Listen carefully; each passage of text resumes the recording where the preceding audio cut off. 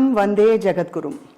శ్రీకృష్ణ పరమాత్మ ఆ యుగంలో అర్జునుడి ద్వారా ప్రపంచానికి భగవద్గీతని బోధిస్తే, ఈ యుగంలో ఆ భగవద్గీతని జ్ఞానగీతగా నేటి తరానికి అందిస్తున్న మహానుభావులు ఎవరు అంటే, అందరికీ సుపరిచిత గాయకులు, భగవద్గీత ఫౌండేషన్ వ్యవస్థాపకులు శ్రీ గంగాధర శాస్త్రి గారు. వారి ధర్మ ప్రయాణం, ఆధ్యాత్మిక ప్రయాణం, భగవద్గీత ప్రయాణం ఇవన్నీ ఒక్కటే అయినా కూడా వ్యక్తిగతంగా వారి జీవితంలో వచ్చిన మార్పులు, అలాగే వారు ప్రపంచానికి బోధిస్తున్న విషయాలు ఇవాళ వారితో మాట్లాడి తెలుసుకుందాం. ఈ సందర్భంలో మనకి 2 విషయాలు చెప్పుకోవాలి. ఘంటసాల మాస్టారి జయంతి డిసెంబర్ 4. ఈ సందర్భం మాత్రమే కాకుండా డిసెంబర్ 11 భగవద్గీత ఫౌండేషన్ డే అని మనం జరుపుకుంటాం. భగవద్బంధు గంగాధర శాస్త్రి గారికి నమస్కారం. జై శ్రీకృష్ణ. జై శ్రీకృష్ణ. జై శ్రీరామ్, జై శ్రీకృష్ణ, భారత్ మాతాకి జై. జై. నేను అందరికీ ఈ సందేశం చెప్తుంటాను. ఈ మధ్యన కొంచెం ఉధృతంగా చెప్తున్నాను. ఎందుకంటే జీవితం అంటే సుఖంగా బతకటం కాదు, ధర్మంగా బతకటం. వెళ్ళిపోయిన తర్వాత కూడా ప్రపంచం మనం చేసిన కర్మల్ని గుర్తు పెట్టుకునే విధంగా స్ఫూర్తినిచ్చేటు బతకటం. ఎంటర్టైనింగ్గా బతకటం కాదు, ఎన్లైటనింగ్గా బతకటం అని ప్రపంచానికి తను ఆచరించి చెప్పిన మహాత్ముడు, దైవం శ్రీరాముడు పుట్టిన భూమిలో మనం పుట్టాం.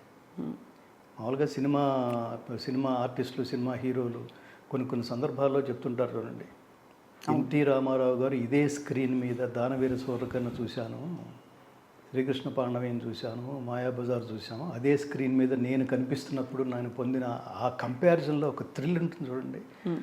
అట్లా ప్రతి ఒక్కడు ఈ దేశంలో పుట్టినవాడు, రాముడు ఇదే భూమి మీద నడయాడాడు.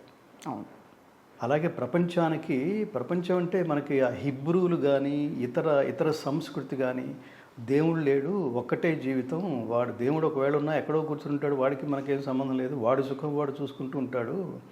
అందుకని మనం ఈ జన్మ ఎత్తింది మన సుఖం మనం చూసుకోవడానికి. అందుకని ఎవడో ఆలోచించకండి, దొరికినట్టు ఎంజాయ్ చేసేయండి ప్రతి వస్తు విశేషాన్ని అని అనుకున్న శకం. ఈ మనం చేసిన పాపాలన్నిటికీ శిక్షలని క్రిస్టియానిటీ, అట్లా ఆ తర్వాత జైనులని, ఆ తర్వాత ఇస్లాం అని రకరకాల మార్గాలు, రకరకాల అన్వేషణలు కొనసాగించిన నేపథ్యంలో ఏది తెలుసుకున్న తర్వాత కొన్ని లక్షల కిలోమీటర్ల దగ్గరకు కూడా ఇతర మతాల ఐడియాలజీ రాలేదో, అది శ్రీకృష్ణ పరమాత్మ అర్జునుని నిమిత్తంగా చేసుకుని ప్రపంచ మానవాళి రాతని మార్చడం కోసం ఉపదేశించిన గీత ప్రపంచానికి పంచబడింది. అలాంటి జగద్గురువైన శ్రీకృష్ణ పరమాత్మ పుట్టిన ఈ భూమి మీద మనము పుట్టినందుకు గర్వపడదాం. ఈ రెండింటితో పాటు ఇద్దరినీ కని, జీవితం అంటే ఏదో నువ్వు వచ్చి వెళ్ళిపోవడం కాదు, నీకెవరో తల్లిదండ్రులు ఉండుంటారు, వాళ్ళ తల్లిదండ్రులు ఉండుంటారు, మీకేదో వంశం ఉండుంటుంది. ఆ వంశ ప్రతిష్టని ప్రపంచానికి చాటి చెప్పిన మహానుభావుడు ఎవరో ఉండుంటాడు. అది నీకు బాధ్యత కావాలి. దానికి నా పితృదేవతల ఆశీర్వాదం నాకు లభించేట్టుగా నేనేదో something I have to give back to the society, to family. ఒకవేళ లేకపోతే నీ వంశంలో నీ ముత్తాత ఎవరో చెప్పండి అంటే బొరగొక్కుంటున్నాం అనుకో, ముత్తాత ఏమీ చేయకుండా వెళ్ళిపోయాడు అనమాట. అంతేగా, ఏదో చేసుంటే గుర్తుపెట్టుకునేవాడిగా నువ్వు. అంటే నీ ముత్తాతకి నీ వంశంలో చెప్పుకునేవాడు ఎవడూ లేకపోతే ఇక ఇప్పుడు ఆ బాధ్యత నీ మీద ఉందన్నమాట. ఆల్రెడీ చేసిన వాడు ఉంటే దానికి 10 times చేయాల్సిన బాధ్యత ఉంది. శ్రీరామచంద్రుడిలాగా నువ్వు మామూలు వాడు కాదు, భగీరథుడి వంశంలో పుట్టినవాడివి అని భగీరథుడు వృత్తాంతం చెప్తే, శ్రీరామచంద్రుడు విశ్వామిత్రుడు చెప్తే, శ్రీరామచంద్రుడు ఆ గంగా స్నానం చేసి చాలా థ్రిల్ అయిపోయి నా మీద చాలా బాధ్యత ఉందన్నమాట. అందుకని చెప్పాలి, తల్లిదండ్రులు బిడ్డలతో ఎందుకు టైం స్పెండ్ చేయాలంటే ఎందుకని మహానుభావులు గురించి చెప్తే, నేను ఈ దేశంలో పుట్టానా, ఈ వంశంలో పుట్టానా, నా గురువు ఈయన, వీళ్ళ ఆశీస్సులు మనకు ఎప్పుడైనా దొరుకుతాయా. నేను అదే లక్ష్యంతో వచ్చాగా హైదరాబాద్. అవును, నేను నారాయణ రెడ్డి గారిని చూడడానికి హైదరాబాద్ వచ్చాను. ఘంటసాల గారికి నేను ఒక వీర ఫాలోవర్ని, అభిమాని కాదు, భక్తుడిని. సో అందుకని అందరికీ చెప్తుంటాను, రాముని తలుచుకో, కృష్ణుని తలుచుకో, భారతమాతను తలుచుకోవడంతో ఆపేయకు, ఎంతో కొంత ఒరే నువ్వు నా దేశంలోనే పుట్టావరా అని ఆవిడ అనుకునేట్టుగా ఏదో doing something good to the people before you leave this earth అని చెప్తా.